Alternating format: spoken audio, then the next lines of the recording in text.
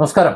American president Donald ട്രംപും Israel പ്രധാനമന്ത്രി Benjamin നെതന്യാഹുവും കഴിഞ്ഞ ദിവസങ്ങളിൽ തള്ളിമറിച്ചിട്ടുള്ള തള്ളലുകൾക്ക് ഇപ്പോൾ ഇറാന്റെ ഭാഗത്ത് നിന്ന് കിട്ടിയിരിക്കുന്ന അന്താരാഷ്ട്ര തിരിച്ചടി, ഒരു എട്ടിന്റെ പണി.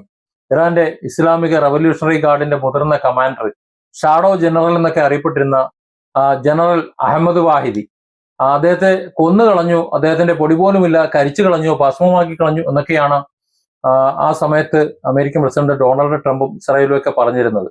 അവരുടെ അവകാശവാദം തന്നെ ഒരു വലിയൊരു അവകാശവാദമായിരുന്നു. കാരണം ഇയാളൊരു മഹാസംഭവമായിരുന്നു, അതുകൊണ്ട് ഞങ്ങൾ അയാളെ ഭസ്മമാക്കി വായുവിൽ ലയിപ്പിച്ചു എന്നൊക്കെയാണ് പറഞ്ഞിരുന്നത്. വൈറ്റ് ഹൗസിൽ ഇരുന്നിട്ട് ട്രംപ് ഹ്യൂജ് വിക്ടറി എന്ന് വീരവാദം മുടക്കിയപ്പോൾ ഇസ്രായേലിൽ പ്രസ് മീറ്റ് വിളിച്ചിട്ട് ശത്രുക്കളെ വേരോടെ പിഴുതുമാറ്റി എന്ന് നെതന്യാഹു വെച്ച് കാച്ചിരുന്നു അന്ന് ആ കാലത്ത്. പക്ഷെ ഇവരുടെയൊക്കെ ഈ വലിയ വർത്തമാനങ്ങൾക്കെല്ലാം കട്ടിച്ച് ഇത് നോക്കൂ, ഏതാനും ആഴ്ചകളുടെ ആയുസ് മാത്രമേ ഉണ്ടായിരുന്നുള്ളൂ എന്ന് ഇപ്പോൾ നമുക്ക് പുറത്തു വരെയാണ് വിവരങ്ങൾ.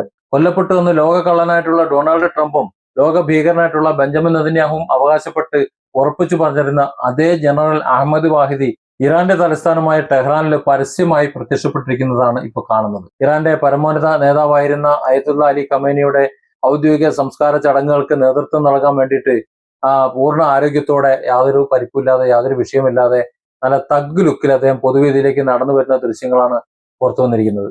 ഈ വാർത്ത പുറത്തു വന്നതോടെ വൈറ്റ് ഹൗസിലെയും ടെലവീവിലെയും ഒക്കെ ഇന്റലിജൻസ് ഓഫീസുകളാകെ ഒരു പുകമയമാണ്. കാര്യം തങ്ങൾക്കൊന്നും എന്ന് അവകാശപ്പെട്ട ആൾ ഇതാ ടിവിയിൽ വന്ന് ലൈവായിട്ട് കൈവീശി കാണിക്കുന്നു.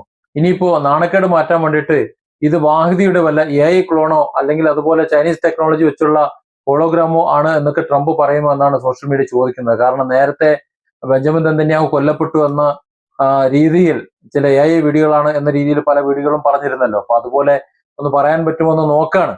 ആരെങ്കിലുമൊക്കെ മരിച്ചു കഴിഞ്ഞാൽ മാത്രം തങ്ങൾ കൊന്നു എന്ന് അവകാശപ്പെടാം എന്ന ഒരു പുതിയൊരു നിയമം കൂടി ഒരു പക്ഷേ ട്രംപിനും ഇനി BBക്കും ഒക്കെ ഉണ്ടാക്കേണ്ടി വരും എന്നാണ് തോന്നുന്നത്. ശത്രുക്കളെ, ബുദ്ധി കേന്ദ്രങ്ങളെയൊക്കെ തെരഞ്ഞു പിടിച്ച് ഇല്ലാതാക്കാൻ നോക്കിയിട്ടുള്ള ട്രംപിനും നെതന്യാഹുവിനും ഇപ്പോൾ കിട്ടിയിട്ടുള്ളത് വളരെ സങ്കീർണമായിട്ടുള്ള ഇറാന്റെ ഇരുമ്പ് മറയ്ക്കളിൽ നിന്നുള്ള വലിയൊരു തിരിച്ചടിയാണ്.